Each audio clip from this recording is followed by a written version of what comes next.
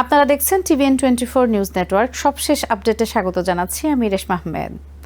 মধ্যপ্রাচ্যে চলমান যুদ্ধের চতুর্থ সপ্তাহে এসে আমেরিকা ইরানের কাছে একটি 15 দফা শান্তি প্রস্তাব পাঠিয়েছে, যা এই সংঘাত থেকে বেরিয়ে আসার একটি সম্ভাব্য পথ হিসেবে দেখা হচ্ছে।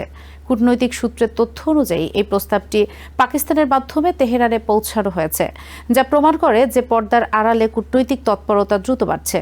এই উদ্যোগটি ট্রাম্প প্রশাসনের জন্য অত্যন্ত গুরুত্বপূর্ণ হয়ে উঠেছে, কারণ যুদ্ধ শুধু সামরিক নয়, অর্থনৈতিক ও রাজনৈতিক চাপও বাড়িয়ে তুলেছে। বৈশ্বিক জ্বালানি বাজারে অস্থিরতা, তেলের দাম বৃদ্ধি এবং আন্তর্জাতিক উদ্বেগ সব মিলিয়ে ওয়াশিংটন এখন একটি অফার জাম্প খুঁজছে, অর্থাৎ এমন একটি পথ যার মাধ্যমে যুদ্ধ থেকে বের হওয়া সম্ভব। তবে এই প্রস্তাব গ্রহণ করবে কিনা তা নিয়ে এখনও বড় অনিশ্চয়তা রয়েছে। ইরান আনুষ্ঠানিকভাবে কোনো আলোচনা চলছে না বলে দাবি করলেও বিভিন্ন সূত্র বলছে যে দুই পক্ষের মধ্যে মধ্যস্থতাকারীদের মাধ্যমে বার্তা আদান প্রদান অব্যাহত রয়েছে। একই সঙ্গে ইসরায়েলের অবস্থানও স্পষ্ট নয়, কারণ তারা এখনও সামরিক অভিযান চালিয়ে যাচ্ছে। প্রস্তাবটির বিস্তারিত প্রকাশ না হলেও জানা গেছে এতে ইরানের পারমাণবিক কর্মসূচি এবং ব্যালিস্টিক মিসাইল উন্নয়ন নিয়ে কঠোর শর্ত অন্তর্ভুক্ত রয়েছে। আমেরিকা ও ইসরায়েল দীর্ঘদিন ধরেই দাবি করে আসছে যে ইরানকে কখনোই পারমাণবিক অস্ত্র অর্জন করতে দেওয়া হবে না। এই প্রস্তাব সেই লক্ষ্যকে সামনে রেখেই তৈরি করা হয়েছে বলে ধারণা করা হচ্ছে। একই সঙ্গে স্টেট অব হরমুজের বিষয়টিও এই আলোচনার কেন্দ্রে রয়েছে। যুদ্ধ শুরু হওয়ার পর থেকে ইরান কার্যত এই গুরুত্বপূর্ণ জলপথে পশ্চিমা জাহাজ চলাচল সীমিত করে দিয়েছে, যার ফলে বিশ্ববাজারে তেল ও গ্যাস সরবরাহে বড় ধাক্কা লেগেছে। এই রুট পুনরায় চালু করা যে কোনো চুক্তির গুরুত্বপূর্ণ অংশ হতে পারে। তবে কূটনৈতিক তৎপরতার পাশাপাশি যুদ্ধের বাস্তবতা সম্পূর্ণ ভিন্ন চিত্র তুলে ধরেছে। ইরান একাধিক ফ্রন্টে হামলা চালিয়ে যাচ্ছে।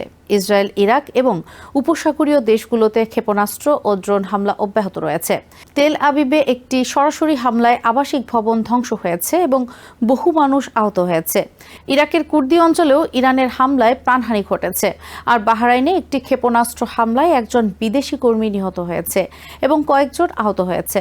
এসব হামলা দেখায় যে ইরান এখনও তার সামরিক সক্ষমতা ধরে রেখেছে এবং আঞ্চলিকভাবে পাল্টা আঘাত হানতে সক্ষম। এদিকে ইসরায়েল লেবাননে তাদের অভিযান আরও বিস্তারের পরিকল্পনা করছে। দক্ষিণ লেবাননের একটি বড় অংশ নিয়ন্ত্রণে নিয়ে নিরাপত্তা অঞ্চল গঠনের পরিকল্পনা আঞ্চলিক সংঘাতকে আরও বিস্তৃত করতে পারে। এতে দীর্ঘমেয়াদী দখল এবং নতুন সংঘর্ষের আশঙ্কা তৈরি হয়েছে। মানবিক পরিস্থিতিও ভয়াবহ হয়ে উঠেছে। বিভিন্ন হিসাব অনুযায়ী ইরানে 1400-রও বেশি বেসামরিক মানুষ নিহত হয়েছে। লেবাননে নিহতের সংখ্যা 1000 ছাড়িয়েছে। আর ইসরায়েলেও একাধিক প্রাণহানির ঘটনা ঘটেছে। লক্ষাধিক মানুষ তাদের ঘরবাড়ি ছেড়ে পালাতে বাধ্য হয়েছে। আমেরিকান সেনাদের মধ্যেও হতাহতের খবর পাওয়া গেছে। অর্থনৈতিক প্রভাব বিশ্বজুড়ে ছড়িয়ে পড়েছে। তেলের দাম $100 উপরে উঠে যাওয়ায় বিভিন্ন দেশ জ্বালানি সংকটে পড়েছে। ফিলিপাইন জাতীয় জ্বালানি জরুরি অবস্থা ঘোষণা করেছে, আর দক্ষিণ কোরিয়া নাগরিকদের বিদ্যুৎ সাশ্রয়ের আহ্বান জানিয়েছে। এই সংকট দীর্ঘ হলে বৈশ্বিক অর্থনীতি বড় ধাক্কা খেতে পারে। এই পরিস্থিতিতে পাকিস্তান একটি গুরুত্বপূর্ণ মধ্যস্থতাকারী হিসেবে উঠে এসেছে। দেশটির প্রধানমন্ত্রী শাহবাজ শরীফ প্রকাশ্যে বলেছেন তারা আমেরিকা ও ইরানের মধ্যে সরাসরি আলোচনা আয়োজন করতে প্রস্তুত। পাকিস্তানের সেনাপ্রধানও দুই পক্ষের মধ্যে যোগাযোগ রক্ষায় গুরুত্বপূর্ণ ভূমিকা পালন করছেন বলে জানা গেছে। পাকিস্তানের এই ভূমিকার পেছনে কৌশলগত কারণও রয়েছে। একদিকে তারা ইরানের প্রতিবেশী এবং মুসলিম দেশ, অন্যদিকে আমেরিকার সঙ্গে তাদের ঘনিষ্ঠ সম্পর্ক রয়েছে। ফলে দুই পক্ষের মধ্যে সেতু বন্ধন তৈরিতে তারা একটি গ্রহণযোগ্য মধ্যস্থতাকারী হতে পারে। তবে বড় একটি প্রশ্ন এখনও রয়ে গেছে, ইরানের ভেতরে কে এই প্রস্তাবের বিষয়ে চূড়ান্ত সিদ্ধান্ত নেবে। সাম্প্রতিক হামলায় দেশটির শীর্ষ নেতৃত্বের বড় অংশ নিহত হয়েছে। ফলে সিদ্ধান্ত গ্রহণ প্রক্রিয়া জটিল হয়ে উঠেছে।